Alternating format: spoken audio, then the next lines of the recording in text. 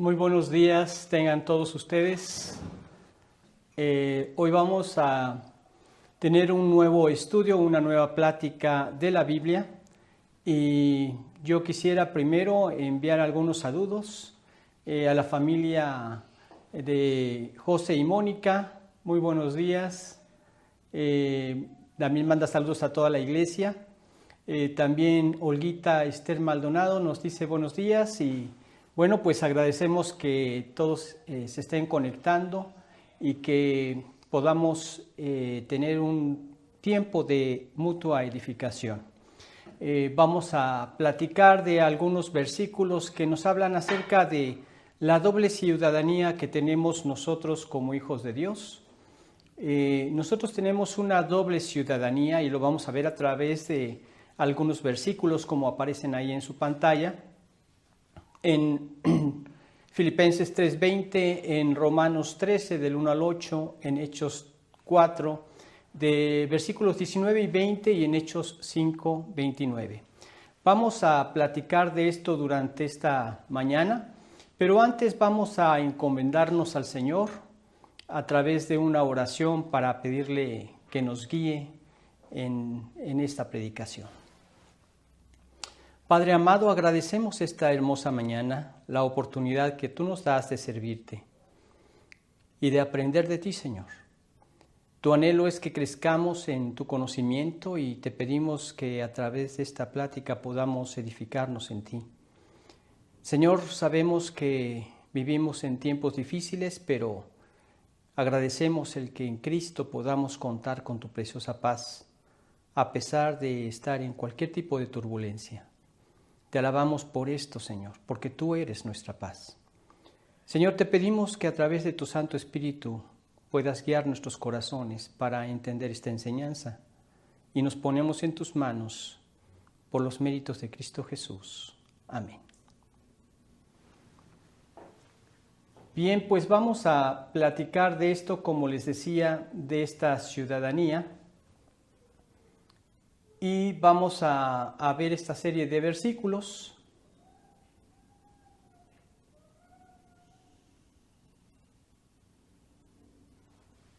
Bien, resulta que toda persona, por ser un hijo de Dios, tiene una doble ciudadanía.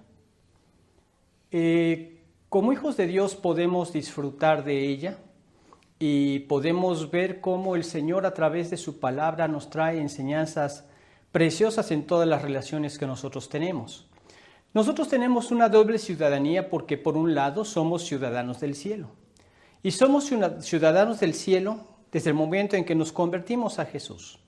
Pero mientras que estamos en su presencia allá en el cielo, disfrutando de esa ciudadanía y de esa estancia en los nuevos cielos y la nueva tierra que Él nos promete en Apocalipsis, somos mientras peregrinos en esta tierra. Por eso Abraham se veía así. A él no le preocupaba tanto el tener propiedades o cosas en este mundo porque sabía que toda esta vida, todo lo que pudiéramos tener aquí, todo es temporal. Tenemos un alma eterna y esa es la ciudadanía que a todos nos debería importar. Pero también somos ciudadanos de la tierra. Y mientras vamos camino al cielo, seremos ciudadanos de esta tierra. Sí, ciudadanos de la tierra con todas las cosas que tenemos que cumplir como hijos de Dios, pero mientras vamos camino al cielo. Ahora, tenemos responsabilidades en un caso como en el otro. Veamos primero las responsabilidades que tenemos como ciudadanos del cielo. Pamela también ya está conectada. Pamela, un fuerte saludo. Ya nos estaremos viendo en esta semana que empieza con domingo, el viernes por allá en El Salvador.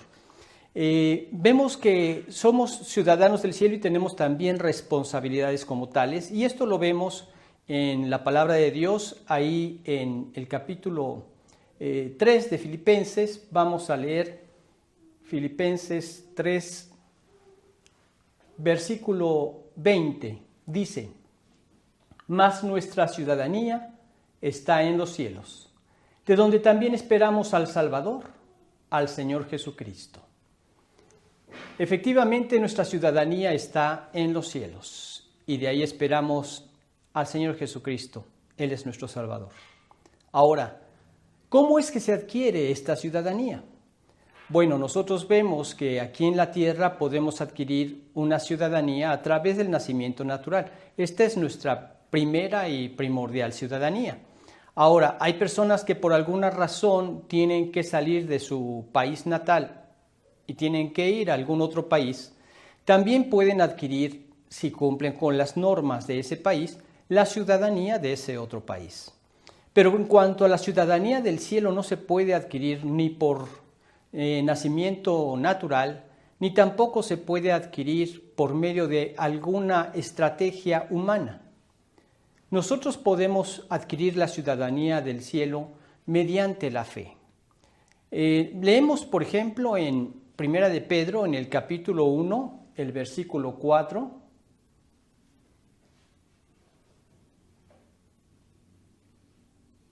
El versículo 3 dice: bendito el Dios y Padre de nuestro Señor Jesucristo, que según su grande misericordia nos hizo renacer para una esperanza viva por la resurrección de Jesucristo de los muertos, para una herencia incorruptible, incontaminada e inmarcesible, reservada en los cielos para vosotros, que sois guardados por el poder de Dios mediante la fe, para alcanzar la salvación que está preparada para ser manifestada en el tiempo postrero.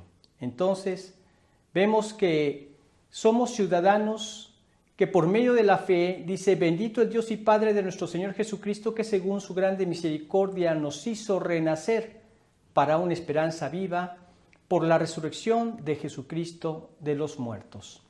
Vemos nosotros que en esta ciudadanía es algo que Cristo vino a realizar, a hacerla al alcance de todos nosotros. Desde el momento en que nosotros nacemos como seres humanos, traemos una naturaleza caída que heredamos de nuestros padres originales, Adán y Eva. En estas condiciones vivimos en un egoísmo natural, porque esto fue lo que precisamente les hizo caer el diablo a creer en sus mentiras, en que al comer de ese fruto iban a ser abiertos sus ojos y serían semejantes a Dios. Y hasta la fecha vemos que cualquier ser humano, de una manera o de otra, en mayor intensidad o en menor, se sienten dioses para sí mismos, tomando la decisión de hacer de su vida lo que les viene en gana, tomando las decisiones de qué es lo bueno o qué es lo malo, de acuerdo a sus propias ideas. Y en estas condiciones el hombre vive en rebelión contra Dios, porque no puedes estar sirviendo a dos amos. Y lo que dice Dios respecto de las riquezas, dice, ninguno puede servir a dos señores, porque o aborrecerá al uno y amará al otro, o estimará al uno y menospreciará al otro. No podéis servir a Dios y a las riquezas. Es cuando las personas hacen de estas riquezas, de este mundo, de las propiedades, su Dios. No puede haber dos dioses en tu corazón. O estás reinando tú o está reinando Dios. Para que puedas pasar a ser ciudadano del cielo, necesitas tomar una decisión personal y voluntaria de levantarte del trono de tu corazón para pasar a ser ahora un súbdito de Dios.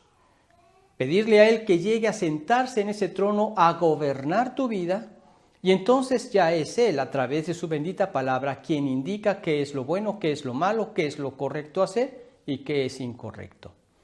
Todo esto a través de lo que dice su bendita palabra. Él quiere que nosotros nos sometamos a Él, le rindamos nuestra voluntad a Él y lo dejemos gobernar. Él quiere ser el Señor y Salvador de cada uno de aquellos que Él abre sus ojos a través de las pruebas, a través de problemas, a través de las circunstancias naturales que vivimos en el mundo, para hacernos voltear a Él. Ya una vez que volteas a Él y entiendes el propósito que nos dice en su palabra, así que arrepentíos y convertíos para que sean borrados vuestros pecados. Él no puede entrar a un corazón donde reina el pecado. Él no tiene relación con el pecado. Pero precisamente por eso fue que Él envió a su Hijo unigénito al mundo, para que vivamos por Él. Él fue quien pagó por nuestros pecados en la cruz del Calvario, para resolver el conflicto que teníamos tú y yo con Dios. en ese sacrificio, como dice la Escritura en Levítico 17:11, que la vida de la carne en la sangre está, y yo os la he dado para hacer expiación sobre el altar por vuestras almas, y la misma sangre hará expiación de la persona, es porque Dios había decretado que la paga del pecado era la muerte, y lo leemos tal cual en Romanos 6:23. Entonces Cristo pagó toda la demanda de la justicia divina en nuestro lugar. Si nosotros aceptamos ese sacrificio y lo creemos por fe, mediante la fe puedes aceptar esta gracia de Dios. ¿Y qué es fe? Es creerle a Dios. ¿Cómo lo hizo Abraham? Abraham creyó a Dios y le fue contado por justicia. Y de igual manera tú puedes ser justificado ante Dios si tú crees a Dios, que con ese sacrificio de Cristo en la cruz han sido perdonados todos tus pecados. Y entonces, al quitar este estorbo que había entre Dios y los hombres, que se llama pecado, Él puede poner a su misma presencia, a su Espíritu Santo dentro de ti, a reinar en tu corazón y hacer de ti una nueva criatura. Porque representamos nosotros a nuestro Rey a través de esa vida transformada. De hecho, a través de esa transformación, tú das testimonio a las personas que te rodean y a ti mismo, de que ahora eres un hijo de Dios, de que ahora Dios está gobernando tu vida. Encontramos en 2 de Corintios capítulo 5, versículo 17 lo siguiente. Vamos a leerlo. Dice, de modo que si alguno está en Cristo, nueva criatura es. Las cosas viejas pasaron, he aquí todas son hechas nuevas. De modo que si alguno está en Cristo, perdón, no había hecho el cambio. De modo que si alguno está en Cristo, nueva criatura es, las cosas viejas pasaron, he aquí todas son hechas nuevas. Bien, pues en esta forma nosotros somos transformados por el poder de Dios mediante la acción del Espíritu Santo en una voluntad que se ha rendido a Él. Es decir, mientras tú estás sentado en el trono de tu corazón, Él no puede hacer nada. Tú sigues gobernando tu vida, tú sigues gobernando tus acciones. No puedes ver ningún cambio trascendente, eficaz, poderoso, porque el poderoso no está ahí, está sentado tú. Esta es la evidencia que Dios nos da. Él dice, por sus frutos los conoceréis. ¿Qué fruto arroja tu vida? ¿Sigues viviendo en inmoralidad sexual? Esto nos hace ver que no has dejado reinar a Cristo en tu vida. ¿Sigues viviendo en los vicios, en el alcohol, en las drogas? El fruto de tu vida arroja que sigues gobernándola tú. Muchos dirán, es que he dejado muchas cosas y ahora me he vuelto mejor, y si contamos los pecados que tenía ya he superado un 50%, pues estás en el camino de entender la salvación. Pero es dejarlo reinar a Él, y a través de esa vida transformada por medio de tus acciones, entonces tú estás dando un testimonio y estás respaldando a nuestro Rey, representando a nuestro Rey. Y entonces Dios te constituye en un embajador de su reino, en un embajador que empieza a proclamar el reino de Cristo en el corazón de cada persona. Más adelante en el futuro habrá un reino físico milenial, pero mientras tanto aquí quiere reinar en el corazón de aquellos que van a ser sus súbditos por toda la eternidad. Y entonces te constituye en ese embajador porque estás representando a este rey. Esto lo dice en este mismo pasaje de 2 de Corintios 15, pero leemos en el versículo, 2 de Corintios 5, 2 de Corintios 5, pero en el versículo 20 dice lo siguiente: así que somos embajadores en nombre de Cristo, como si Dios rogase por medio de nosotros. Os rogamos en nombre de Cristo, reconciliaos con Dios. Y esto está muy relacionado con el versículo anterior.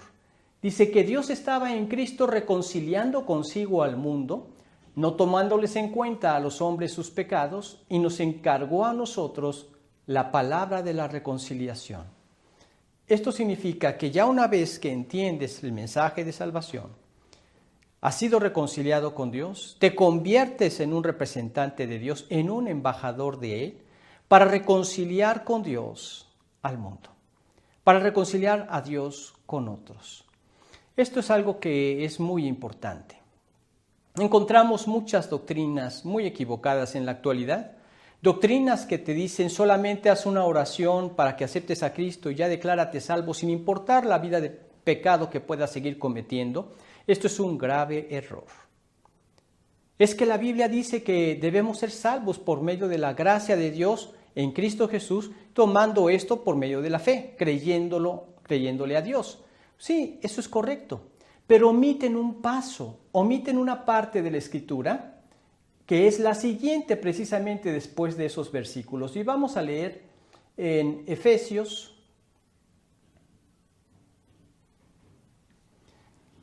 el capítulo 2, versículos 8 en adelante. Dice lo siguiente: porque por gracia sois salvos por medio de la fe. O sea, es gracia, es un regalo de Dios, que nosotros lo aceptamos por medio de la fe. Creemos en Dios. Y así como Abraham creyó a Dios y le fue contado por justicia, a ti también por creerle a Dios te es contado por justicia. Y dice, y esto no de vosotros, pues es don de Dios, no por obras para que nadie se gloríe. O sea, que para obtener la salvación, nosotros no podemos ganarla a través de ninguna obra. Tiene que ser por fe. Aceptar ese regalo gratuito de Dios creyéndolo. Por nuestras obras, nadie puede cumplir ni el más mínimo de los mandamientos de Dios de manera perfecta. Sus demandas son así, intachables, perfectas, infinitas, y no podemos cumplir ninguna de ellas, porque nuestra naturaleza es contraria a Dios. Por eso es que para la salvación no podemos hacer ninguna obra que le agrade a Dios, por medio de la cual nos podamos salvar. Entonces, no es por obras, es aceptar el regalo por gracia. Gracia significa un favor inmerecido, no lo merecemos, pero Él nos regala en Cristo Jesús la salvación. Y entonces lo creemos por fe y obtenemos esa justificación de parte de Dios. Dice, no por obras para que nadie se gloríe, pero después omiten la siguiente parte.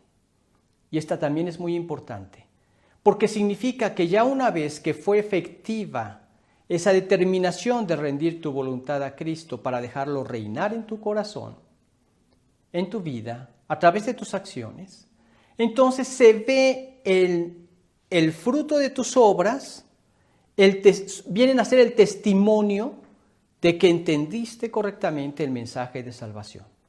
Dice el versículo 10, porque somos hechura suya, creados en Cristo Jesús, para buenas obras, las cuales Dios preparó de antemano para que anduviésemos en ellas. Así es. Entonces nosotros tenemos esta salvación cuando la creemos por fe. Nos constituimos en embajadores de Dios, que empezamos a reconciliar a otros y a extender el reino de los cielos en el corazón de cada persona aquí en la tierra. Por eso es que con tu vida otros empiezan a glorificar a Dios a través de ser alumbrados por medio de las obras que tú vas haciendo, para que ellos puedan ver que sí hay una esperanza de un cambio de vida. Leemos nosotros en Mateo capítulo 5, versículo 16.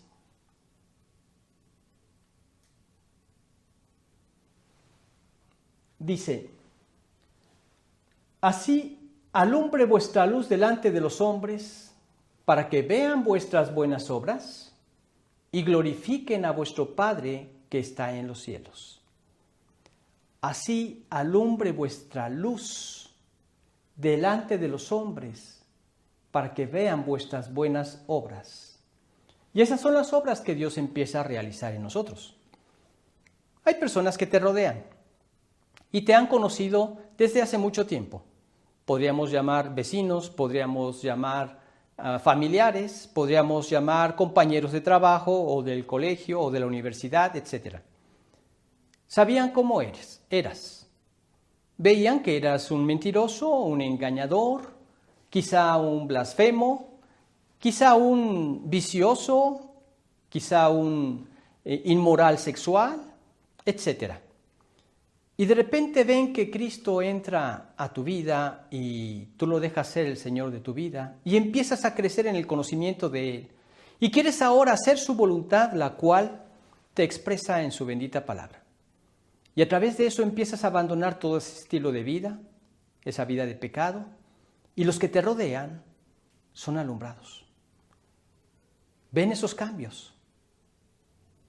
Por eso la pregunta es, ¿han visto cambios en tu vida los que te rodean? Ese es el testimonio de que has creído por fe y lo has hecho correctamente. Entonces con estas cosas son alumbrados sus ojos y dicen, oye, ¿qué te hizo cambiar? ¿Por qué cambiaste? Es más, hasta algunas personas no pueden dar crédito a esos cambios. He conocido personas cuyos esposos dudan de que ese cambio se haya hecho de manera natural y empiezan a pensar que quizá la esposa cometió un gran pecado y quiere calmar su conciencia, etcétera, o viceversa. Pero no es así. Cristo es eficaz y Cristo cambia el corazón de una persona. Entonces, cuando se acercan y te pregunten, oye, ¿y cómo has hecho para cambiar? Es la hermosa oportunidad que Dios te ha dado para ser testigo de Él, para ser un embajador, para reconciliar a esas personas con Dios. Ahora con tu vida, glorifican a Dios. A través también de una vida de testimonio inquebrantable. Vives en una vida de integridad. Leamos lo que dice en Filipenses capítulo 2, versículos 15 y 16.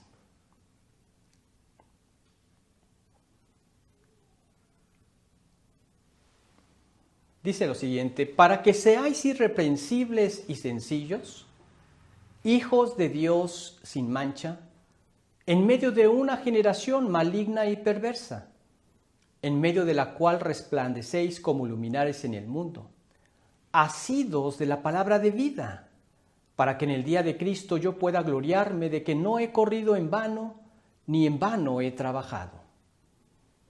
Para que seáis irreprensibles y sencillos. ¿Y quiénes son los que viven en esa vida irreprensible y sencilla?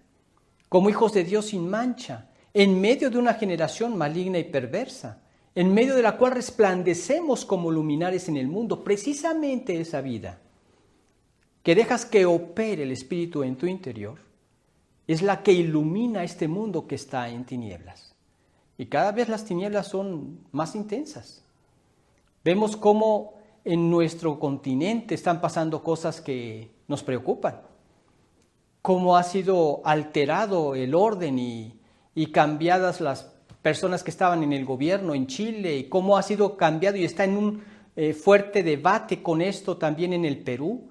Estamos viendo cómo en México y en Guatemala está habiendo ya problemas también. Y yo no dudo que haya sido porque precisamente el presidente rechazó la empresa Planned Parenthood que para autorizar los abortos. Porque esa es la estrategia que ha seguido siempre el globalismo, atacar a esos países donde rechazan que se pongan en práctica sus valores o sus principios o sus empresas.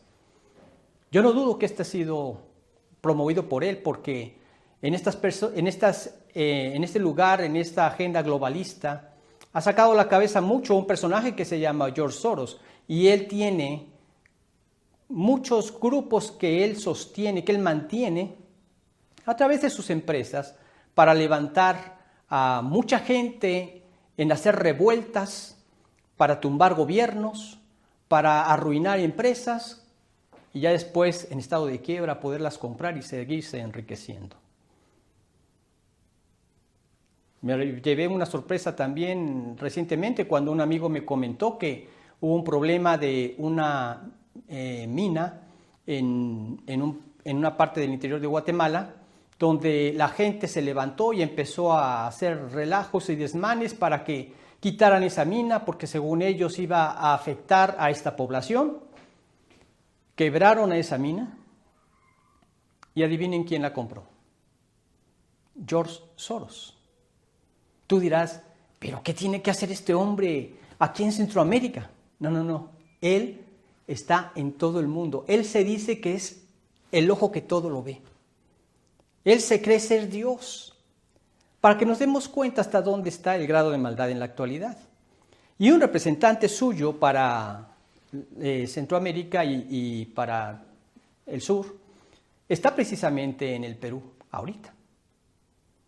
Entonces, estas tinieblas tan densas, estos problemas tan fuertes que hay en la actualidad, de un lado y de otro los ves, nosotros como creyentes resplandecemos como luminares en el mundo, orando porque confiamos en Dios, obrando correctamente porque somos hijos de Dios y guardándonos en su paz, una paz que el mundo no nos puede dar, sino solamente el Señor cuando reina en nuestros corazones. Ese es parte del fruto del Espíritu que leemos en Gálatas 5, 22 y 23. Mas el fruto del Espíritu es amor, gozo, paz, etc. La paz que solamente produce el Espíritu, a pesar de estar en una pandemia, a pesar de tener una crisis económica en todo el mundo, a pesar de estar con una revolución en varios países, Dios nos guarda en su paz porque sabemos que Él es el soberano y que nada se sale de su control y de su alcance. Entonces podemos descansar en Él, confiar en Él y de esta manera tratar de alcanzar a otros, reconciliar a otros con Dios, porque somos ciudadanos del cielo, pero mientras peregrinamos en esta tierra, hay un propósito por el cual Dios nos tiene aquí. Si el propósito no fuera alcanzar también a otros para reconciliarlos con Dios, el Señor nos hubiera llevado ya a su presencia. ¿Para qué dejarnos sufrir en este mundo caído? Pero su propósito es ese, que ahora le sirvamos, que le sirvamos dando un testimonio claro que hable de Él, un testimonio que alumbre con buenas obras a los demás, como irreprensibles y sencillos hijos de Dios sin mancha, y a través de vidas transformadas de odio en amor, de pecado en santidad. De hecho, en esto iban a conocer que éramos discípulos de Cristo. Leamos lo que dice en Juan capítulo 13, versículo 35.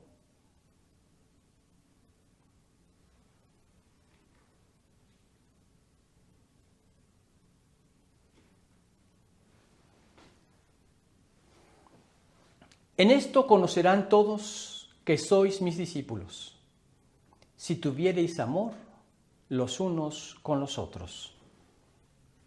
Es esa clase de amor que solamente Dios a través de su Espíritu produce. Es un amor ágape que, como hemos comentado con anterioridad, dista mucho del amor humano. El amor ágape es lo opuesto al ser humano.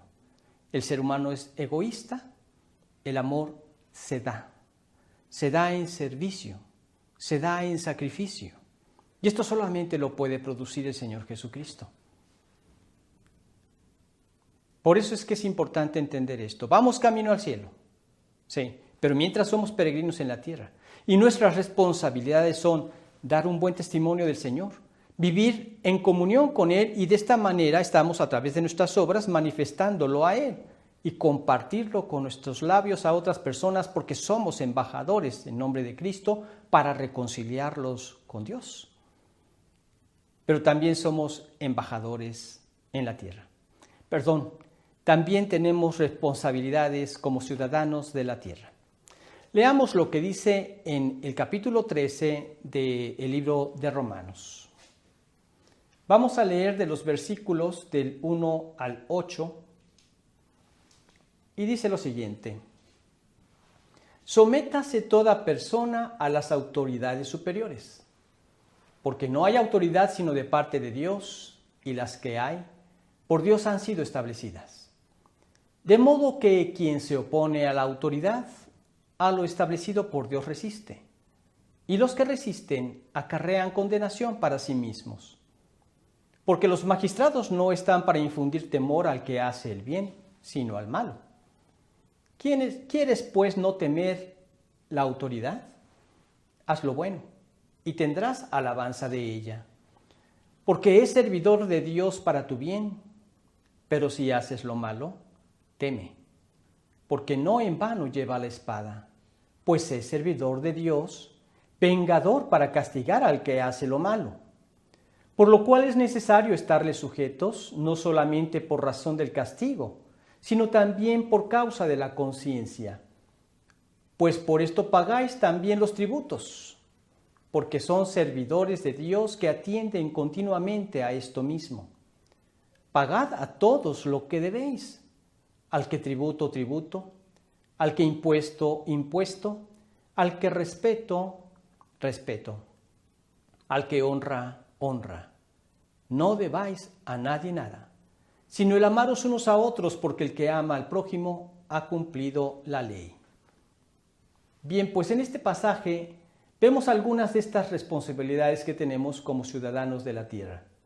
Se nos menciona que debemos estar sometidos a nuestras autoridades, sometidos a las autoridades que tenemos, al gobierno, sometidos en cuanto a las responsabilidades que tenemos, como por ejemplo, si estás conduciendo un vehículo, respetar las señales de tránsito, o respetar a la gente de tránsito, o respetar a los diferentes policías que te encuentras en la calle, etc.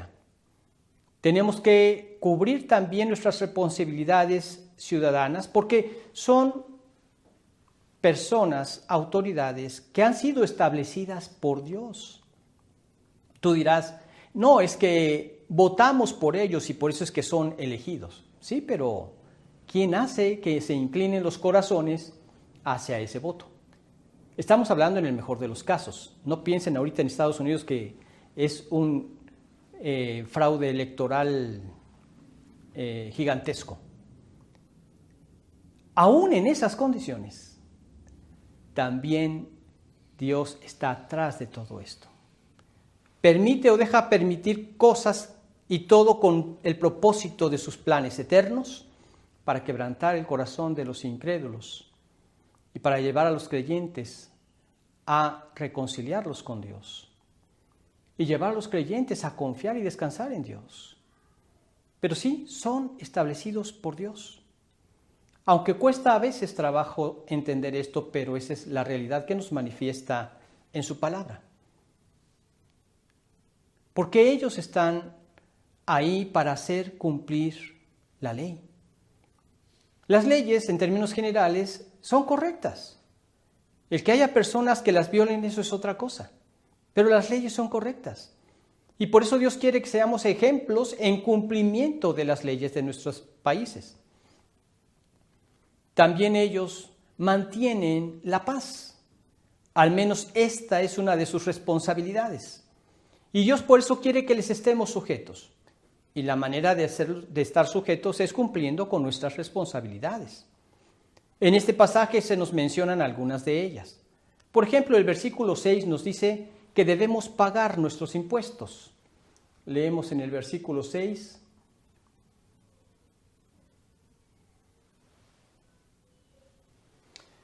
Dice, pues por esto pagáis también los tributos, porque son servidores de Dios que atienden continuamente a esto mismo. El pago de los impuestos es importante. Como hijos de Dios, muchos dicen, es que ¿cómo le voy a dar impuestos a esta persona o a este gobierno que está haciendo tal y tal y tal cosa? Quizá tendrás muchas razones, según tú, para no hacerlo. Pero si no están contrarias a Dios y su palabra, tenemos que pagar nuestros impuestos, ser responsables con esto. Pero también nos menciona que debemos respetar a los que están en liderazgo. Dice el siguiente versículo, el 7, pagad a todos lo que debéis, al que tributo, tributo, al que impuesto, impuesto, al que respeto, respeto, al que honra, honra. Si están como autoridad establecida por Dios, tenemos que respetarlos. ¿Qué significa eso? Obediencia. Permítanme que les repita algo que tal vez ya escuchaste con anterioridad que les compartía, pero en una ocasión nos tocó participar de un evento olímpico con los hijos y mis hijos estaban participando también en este evento, pero mi hija estaba participando, pero tenía mis otros dos pequeños todavía. Recuerdo bien a David, que lo puse en una barda de concreto que había y luego había un metal y entre la barra y el metal pues lo tenía ahí sentadito para que descansara el niño. Llegó entonces un policía, todo un personaje. No sé si ustedes han visto alguna película de Cantinflas vestido de policía, pues más o menos por el estilo. No era Cantinflas, sino yo le hubiera pedido su autógrafo. Pero este hombre pasó pidiéndonos que quitáramos a nuestros hijos de ese lugar porque estaba prohibido. Inmediatamente nos dijo que lo quitáramos y lo quitamos. Y así le iba diciendo a cada persona que los tenía en ese lugar hasta que llegaron al otro extremo de esta fila y se encontró con una persona que estaba al cargo del sonido en esas competencias olímpicas. Olimpiadas escolares, ¿verdad? Cuando llega con al otro extremo y ve a esta persona con el sonido, le dice, oigan, ¿ustedes qué son? Y le dice, ¿a qué te refieres? ¿O por qué la pregunta? Es que ayer hubo un evento en donde también todo el mundo puso a sus hijos ahí y les dije que los quitaran y todo el mundo me tomó de a loco. Nadie me hizo caso. Y ahorita que les dije a todos que quitaran a sus niños, todos me obedecieron. Bueno, gloria a Dios porque esto es un testimonio que habla de Él. Que nos sometemos a las autoridades, porque son establecidas por Dios, para guardar orden, para mantenernos en paz, etc. Pagar impuestos, respetar su liderazgo. No nos importó su apariencia física. Nos importó de lo que estaba investido, era una autoridad para guardar el orden en ese lugar. Nos sometimos a esa autoridad. Pero también nos dice que no debemos de ver nada a nadie. No debemos de verle nada a las autoridades. No debemos de verle nada a Dios. No debemos de verle nada a ninguna persona. Esto lo leemos en el versículo 8. Dice, no debáis a nadie nada, sino el amaros unos a otros, porque el que ama al prójimo ha cumplido la ley. Dios no quiere que le debamos a nadie. Al que impuesto, impuesto. Al que respeto, respeto. Y tú me dirás, bueno, pero ¿a Dios? ¿Quién le va a deber a Dios? Bueno, hay un pasaje que me gustaría que leyéramos en Malaquías, capítulo 3, versículo 8 en adelante. Dice lo siguiente.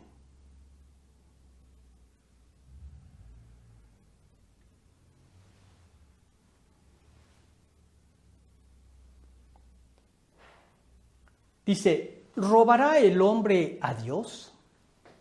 Bueno, de ahí entrada ya dices, ¿cómo puede alguien robarle a Dios? Pues vosotros me habéis robado. Y dijisteis, ¿en qué te hemos robado? En vuestros diezmos y ofrendas.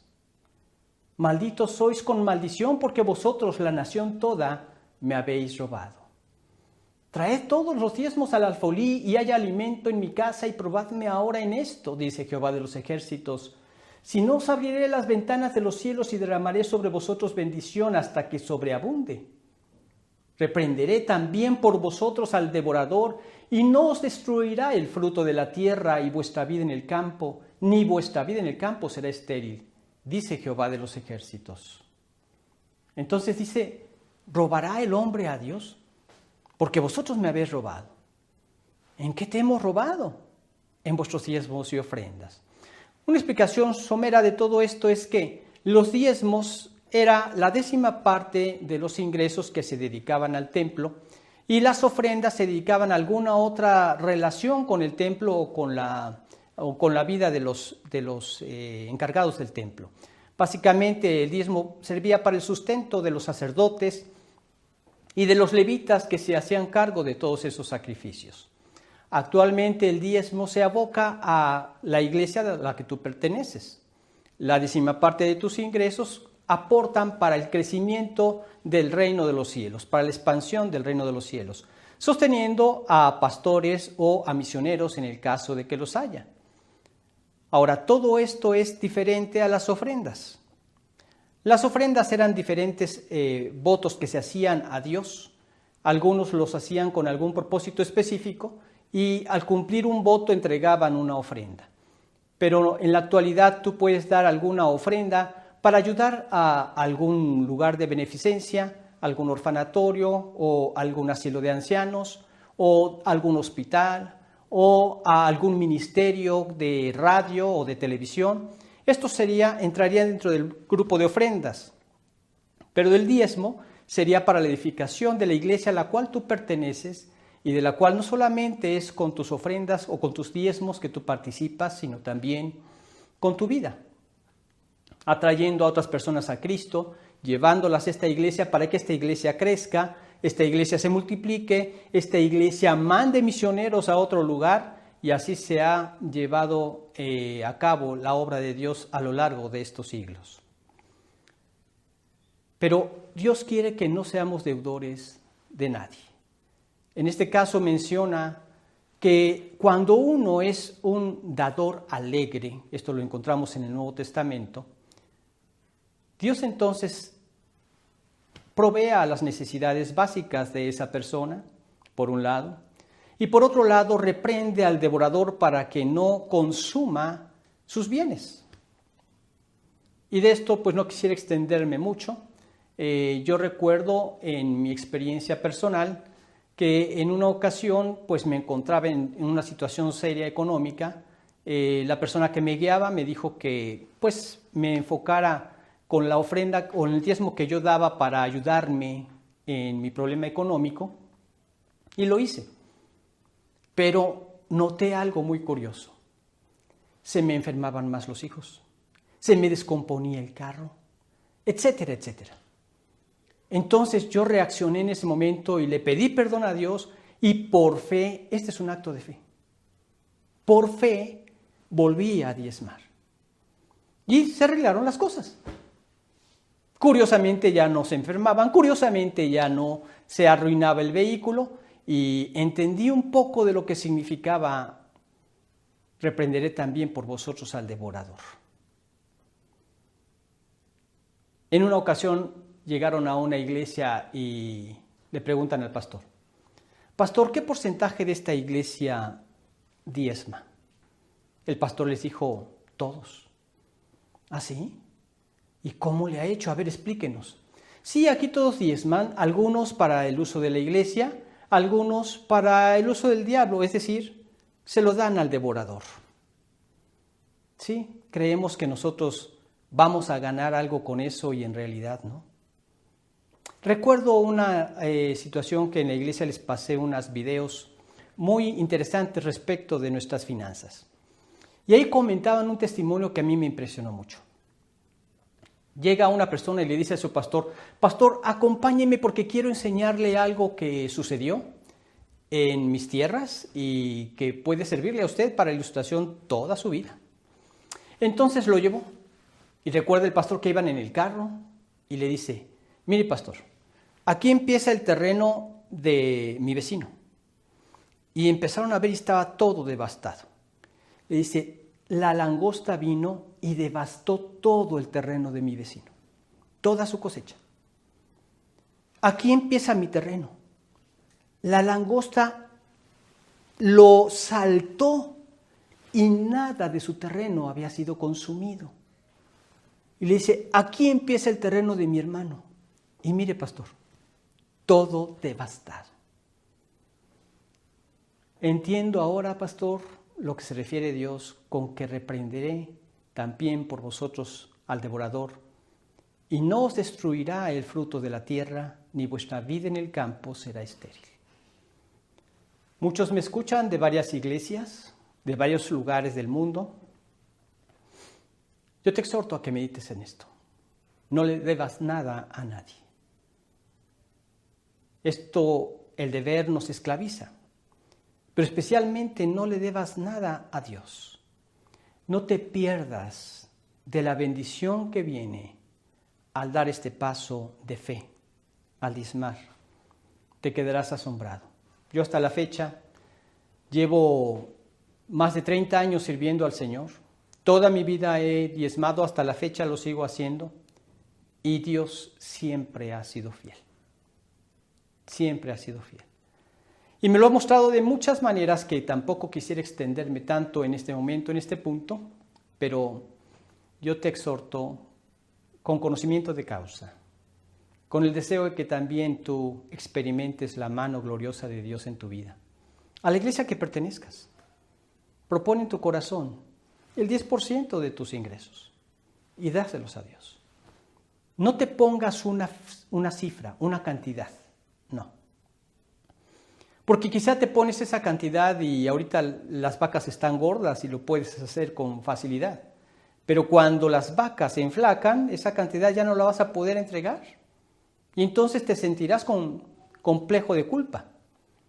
Si tú das el diezmo, sean gordas o sean flacas las vacas que te toquen experimentar, vas a estar cumpliendo con Dios y verás siempre su mano proveyendo. También vemos entonces con todo esto que Dios quiere que oremos por nuestras autoridades. Esta es una responsabilidad muy importante de cada ciudadano de la tierra, de cada creyente mientras es ciudadano de la tierra. Tenemos que orar por nuestras autoridades. Leemos en 1 de Timoteo capítulo 2, versículos del 1 al 3. También vamos a leer el 4, pero vamos a detenernos en el 3.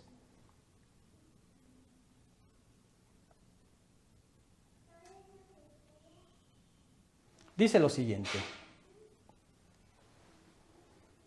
exhorto ante todo a que se hagan rogativas, oraciones, peticiones y acciones de gracias por todos los hombres, por los reyes y por todos los que están en eminencia, para que vivamos quieta y reposadamente en toda piedad y honestidad, porque esto es bueno y agradable delante de Dios nuestro Salvador.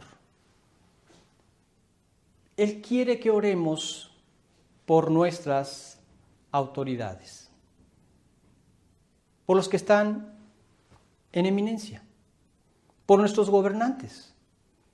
Él quiere que oremos por ellos porque esto también constituye que podamos vivir una vida pacífica, una vida reposada. Vemos que hay sistemas que esclavizan más que otros. O como decía Winston Churchill, que el sistema demócrata de gobierno es un sistema, es el peor sistema, así lo dijo, es el peor sistema, exceptuando todos los demás. No sé en qué sistema te encuentres en tu país, pero una cosa sí te puedo decir, que Dios quiere que oremos por ellos para que nos mantengan en paz, para que nos permitan seguir compartiendo el Evangelio en paz, para que nos permitan seguir conociendo la palabra de Dios y creciendo en su comunión, para que nos permitan seguir esparciendo el reino de Dios en el corazón de los hombres. Todo esto debemos ponerlo en oración. En la paz de este país tendremos nuestra paz. Dios quiere que oremos por ellos, pero también dice en el versículo 4 que tus oraciones también pueden contribuir para la conversión de tus autoridades. Ponte a pensar, ¿por qué es que hay muchas autoridades que son deshonestos, corruptos, malos? Que ya podemos hablar en algunos países de narcopolítica, etcétera, etcétera. Muy sencillo, no conocen a Dios. No hay Dios en sus vidas. No hay Dios en ninguno de sus caminos. ¿Cuál es su principal necesidad? Conocer el Evangelio de Jesucristo. Orar para que Dios les lleve el Evangelio, sea a través de ti o sea a través de otra persona, a quien Dios tenga designado que les lleve el Evangelio de Jesucristo. Esta es su gran necesidad. Ahora, ponte a pensar en un dirigente que conoce a Cristo y que quiere, por honrar a Dios, servir a su nación. Un día tendremos un gobierno así. Y no de alguien que conoce a Cristo, sino de Cristo mismo, que estará reinando durante 1000 años en este mundo. Pero mientras esto sucede, aquí tendremos que estar orando por ellos, por nuestros gobernantes, y esa oración contribuye a su salvación. Leamos lo que dice en el versículo 4, el cual quiere que todos los hombres sean salvos y vengan al conocimiento de la verdad. Que sean salvos y vengan al conocimiento de la verdad. ¿Cuál es esa verdad? Jesucristo dijo en Juan 14:6, yo soy el camino y la verdad y la vida. En el 8:32 dice, y conoceréis la verdad, y la verdad os hará libres. El amor es verdad. En su palabra encontramos esa verdad. Encontramos en Juan 17:17 que dice, santifícalos en tu verdad, tu palabra es verdad. Necesitamos orar por ellos. Orar para que Dios toque sus corazones. Orar para que se conviertan a Cristo. Esta es la única esperanza que ellos tienen. Los creyentes que oran por sus gobernantes. Puede tener una influencia enorme. Ha habido algunos gobernantes que se han convertido. Durante esta pandemia, algunos hasta públicamente pidieron a sus países que oraran a Dios. Algunos creyentes, algunos no, pero sí creyendo en Dios, que era el único que podría librarnos de esto. ¿Sí? Y podemos orar nosotros también porque el mundo ha visto el efecto que trae el poder de la oración. Bien, ahora, ¿qué hacemos cuando estas dos responsabilidades se enfrentan o chocan? Bueno, la Biblia también nos da enseñanzas acerca de esto. En el capítulo 3 de Hechos, vemos cómo Pedro y Juan, al ir al templo y al llegar a la puerta, una puerta que se llama La Hermosa, se encontraron con un cojo de nacimiento. Este cojo lo ponían ahí para que pidiera limosna. Cuando llegan Pedro y Juan y lo ven, le fijaron la vista en los ojos. Aquel hombre estaba atento a ellos, esperando que quizás sacaran alguna moneda. Pedro le dice, no tengo oro ni plata. Pero esto iba más allá de eso. No iba nada más a que no tengo el dinero aquí, en mis bolsillos. No, yo no necesito estas cosas. Yo no tengo oro ni plata, pero lo que tengo te doy. En el nombre de Jesucristo de Nazaret, levántate sobre tus pies. Y lo tomaron de la mano y se levantó. Y aquel hombre brincaba y saltaba. Y esto les abrió la oportunidad para predicar el Evangelio de Jesucristo ahí en el templo, con esa evidencia que Dios había permitido, testificando Dios juntamente con ellos con señales y prodigios y diversos milagros, dice en Hebreos 2:4. Sí, ahí Dios hizo ese testimonio para que la gente creyera, y ellos creyeron en el Evangelio, muchos se salvaron, y también les pudo predicar a las autoridades. Pero las autoridades no querían creer en Dios. Sabían que habían crucificado a su líder, a Jesucristo. Y entonces ellos les reclamaron y les dijeron lo que leemos en el capítulo 4 de Hechos, versículos 19 y 20. Cuando ellos les reclamaron por qué hacían esto y les prohibieron que lo hicieran, ellos respondieron a esa prohibición. Mas Pedro y Juan respondieron diciéndoles, juzgad si es justo delante de Dios obedecer a vosotros antes que a Dios. Porque no podemos dejar de decir lo que hemos visto y oído. Se chocaron dos responsabilidades, la de Dios y la de su gobierno, la de sus líderes religiosos, que les reprendían y les decían que no hicieran estas cosas, que ya no expandieran el nombre de Jesús, que ya no echaran sobre ellos esta sangre de este hombre que para ellos es culpable, pero totalmente inocente. Es más importante obedecer a Dios que a los hombres. Por celos, los encarcelaron y estando en prisión, Dios envió un ángel que los liberó milagrosamente. Al ir por ellos para volverlos a interrogar, a reprender, etc., se encuentran con que no había nadie y los encuentran nuevamente predicando el Evangelio.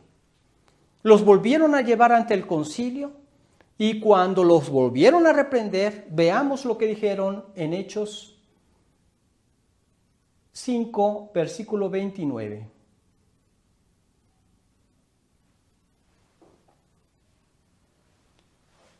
Respondiendo Pedro y los apóstoles dijeron: es necesario obedecer a Dios antes que a los hombres. Bien, pues esto aplica a todo tipo de autoridad puesta por Dios. Nuestra primera responsabilidad es a Dios. Si por alguna razón el gobierno nos impide hacer algo contrario a Dios, no tenemos que obedecer. No me refiero a esta pandemia. El gobierno busca el bien de la gente. Esto es temporal. Nos podemos reunir cuando el gobierno lo permite y de la manera que lo vaya permitiendo. Esto no es el caso. El caso sería que nos prohibieran predicar el Evangelio de Jesucristo. No estamos entonces obligados a someternos a esa autoridad. O que nos prohibieran leer la Biblia. No estamos obligados a someter a tal autoridad. O que nos prohibieran compartir el Evangelio. No estamos obligados. O que nos prohibieran creer en Dios. Cualquier cosa contraria a Dios y a su palabra, no les debemos pleitesía. No debemos someternos a esa autoridad. Y lo mismo aplica para la autoridad de un gobierno, de un trabajo, de un colegio o del hogar mismo. Yo he sabido de testimonios de personas que en su trabajo les han prohibido leer la palabra, compartirla con el personal. Sí, es correcto que no lo hagan en horas de trabajo, pero después de horas de trabajo nadie te lo puede prohibir. Y después de horas de trabajo estarás cumpliendo también con tu responsabilidad con Dios primero que nada. A un amigo mío lo amenazaron con quitarle el trabajo y a quien quitaron fue a su jefe y lo pusieron a él en su lugar. Lo mismo ocurre en el colegio. Sí, muchas veces se las dan de muy sabios, de que Dios no existe, de que la Biblia es una farsa, etcétera, etcétera, hablando en total ignorancia. Y te dicen, si tú sigues compartiendo la Biblia o leyendo la Biblia o trayendo una Biblia abajo de tu brazo, yo te voy a reprobar en mi clase. Puedes apelar a las autoridades, no hay ningún derecho, pero primero voy a obedecer a Dios que a los hombres. O casos en donde un esposo le prohíba a su esposa leer la Biblia. No estás obligado a someterte a esa autoridad. O que le prohíba edificarse en el Señor. O que le prohíba educar a sus hijos en estos términos. No estamos obligados a someternos a esa autoridad. Primero está Dios que el hombre. Y ahí está la base bíblica, la enseñanza de Dios. ¿Que requeriremos valor para hacerlo? Se necesitará valor. ¿Que recibiremos mucha persecución por eso? Sí, va a haber persecución. Y los que quieren vivir piadosamente en Cristo Jesús, dice en 2 de Timoteo 3:12, los que quieren vivir piadosamente, no pecadoramente, no, en integridad, en santidad. Los que quieran vivir piadosamente en Cristo Jesús padecerán persecución. No la podemos librar. Pero estos hombres, al salir de la presencia del concilio, salieron gozosos de haber sido tenidos por dignos de padecer afrenta por causa del nombre, porque los azotaron y luego los pusieron en libertad. Los azotaron. Persecución. Primero está Dios que el hombre. Entonces no tenemos ninguna obligación de someternos a esto. Y esta es la autoridad principal en nuestra vida, en la vida del creyente, Dios. Cuando chocan, primero Dios. Así es que la pregunta que tendríamos que hacer como conclusión es: ¿qué tan bien estás representando a Jesús como ciudadano del cielo? ¿La gente lo está viendo a través de tus acciones? ¿Qué tan buen ciudadano eres de la tierra? Porque en esto también damos testimonio de Dios. ¿Qué has hecho cuando han chocado estas dos responsabilidades? Ahora ya sabes lo que debes hacer. Y como creyentes, parte del testimonio que debemos dar es vivir por las cosas eternas, no por las temporales. Así es como vive el mundo. El mundo vive en una confusión. Algo que me llamó la atención en esta semana fue un reportaje que vi por YouTube, que me gustaría leerles, de la confusión que tiene la gente entre el placer y la felicidad. Permítanme leérselos. Dice lo siguiente. Este es un artículo de una entrevista que le hicieron a Robert Lustig, que es endocrinólogo especialista en neuroendocrinología y obesidad infantil. Dice lo siguiente: hemos sufrido una crisis cultural y creo que todo se resume a un error que hemos cometido en cuanto a la interpretación de dos de nuestras emociones más importantes y positivas: el placer y la felicidad. Mucha gente las equipara, pero estoy aquí para decirte que son completamente diferentes. Mucha gente cree que son exactamente lo mismo. De hecho, puedes encontrar definiciones en Internet que las combina y las confunde. Entonces, ¿cuáles son las diferencias entre placer y felicidad? Yo creo que hay 7 diferencias. Yo no sé si él sea creyente, pero dice: el placer es pasajero, la felicidad es permanente. El placer es visceral, la felicidad es etérea. 3. El placer es tomar, la felicidad es dar. 4. El placer se puede conseguir con sustancias, la felicidad no se puede conseguir con sustancias. 5. El placer se experimenta solo, la felicidad se experimenta en grupos sociales. 6.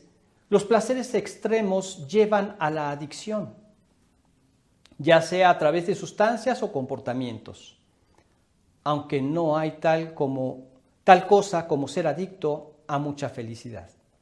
Y 7. Finalmente,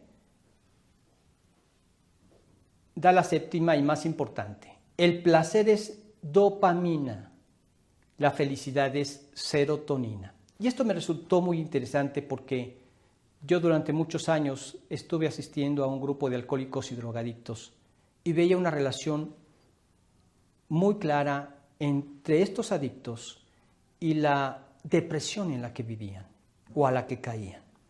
Dice lo siguiente: estos son 2 bioquímicos, 2 neurotransmisores. Son 2 químicos que el cerebro produce y usa para que las neuronas se comuniquen entre sí. ¿Por qué es importante eso? Resulta que la dopamina estimula a la siguiente neurona y cuando las neuronas son estimuladas excesivamente y con mucha frecuencia, tienden a morir. La neurona tiene un mecanismo de defensa contra eso. Reduce la cantidad de receptores que pueden ser activados en un intento de mitigar el daño. Cuando se dice ser avivados, quiero decir ser estimulados. Así es, ser estimulados. Llamamos a ese proceso supresión de estímulos. Y muchos de los químicos del cuerpo hacen eso. Recibes una dosis, genera un estímulo, los receptores se cierran. La próxima vez necesitas una dosis mayor para sentir el mismo estímulo porque hay menos receptores disponibles. Y necesitas una dosis más grande y cada vez más grande hasta que finalmente recibes una dosis enorme y no sientes nada. Eso se conoce como tolerancia. Y luego, cuando las neuronas comienzan a morir, eso se llama adicción. En cambio, la serotonina es inhibidora. No un estimulante, inhibe al receptor para provocar alegría, para estar en modo zen si así lo quieres ver. Así que no puedes tener una sobredosis de serotonina. ¿Qué significa inhibir a un receptor? Es decir, que se adhiere, pero no activa el proceso más allá del receptor. Básicamente lo que hace es desacelerar estas neuronas en lugar de acelerarlas. Y al hacer eso, activas el proceso para la alegría. Ese sentimiento de ser uno con el mundo es lo que llamamos felicidad. Hay una cosa que suprime la serotonina y es la dopamina. ¿Creen que a través de esos placeres van a encontrar la felicidad? Te prometen encontrar felicidad, pero es todo lo contrario, porque la dopamina suprime a la serotonina. Así que mientras más placer busques, más infeliz serás. Y Las Vegas, la Avenida Madison, Wall Street, Silicon Valley y Washington, D.C. de manera específica y coordinada han confundido y mezclado el término felicidad con el término placer, de tal modo que puedas comprar felicidad para que ellos puedan venderte su basura. Esa es la economía americana y está basada en sustancias hedonistas, sustancias que impulsan el placer en lugar de la felicidad. Y en el proceso nos hemos vuelto decididamente más infelices. Y el problema es que no puedes resolver un problema a menos que identifiques cuál es el problema. Pero nosotros vemos que es exactamente lo que sucede cuando nos convertimos a Cristo. Pablo dice en Filipenses 4:4, regocijaos en el Señor siempre. Otra vez digo, regocijaos. Las bienaventuranzas del capítulo 5 de Mateo, del Sermón del Monte, también nos hablan de una felicidad indescriptible. Pero esa se encuentra viviendo en comunión con Dios. Vamos a orar. Padre amado, cuántas gracias te damos en esta mañana, la oportunidad que nos has dado para ver esta doble ciudadanía que tenemos como hijos tuyos. Gracias porque todos los detalles nos los has dejado escritos ahí, en este precioso libro que tú inspiraste, que no tiene errores. Gracias, Dios, por habernos dejado tu verdad.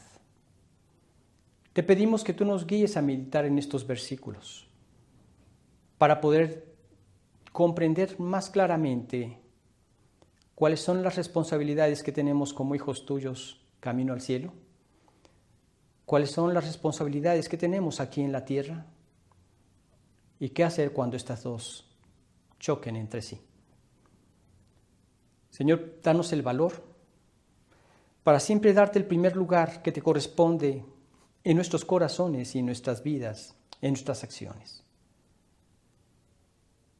Y líbranos de tener un espíritu de cobardía, de temer a la persecución que podamos recibir. Que sepamos que tú eres el soberano y que nada se va a salir de tu control. Fortalécenos, Señor. Síguenos guardando libres de esta pandemia. Te pedimos por nuestra salud y también te pedimos por nuestra provisión. Y todo esto te lo pedimos a través de Cristo Jesús. Amén. Bien, pues un saludo a Celio Castillo. Dios te bendiga, Celio. Saludos a la familia. También nos escribió Sandra Rivera desde El Salvador. Sandrita, un fuerte saludo a todos por allá. También nos escribió de una congregación Jesús te ama. Muy buenos días, amigos, hermanos de Guatemala. Dios los bendiga. Saludos, Memo. Bueno, que el Señor los bendiga también a ti y a toda tu congregación. Que tengan un excelente domingo. y que Dios los bendiga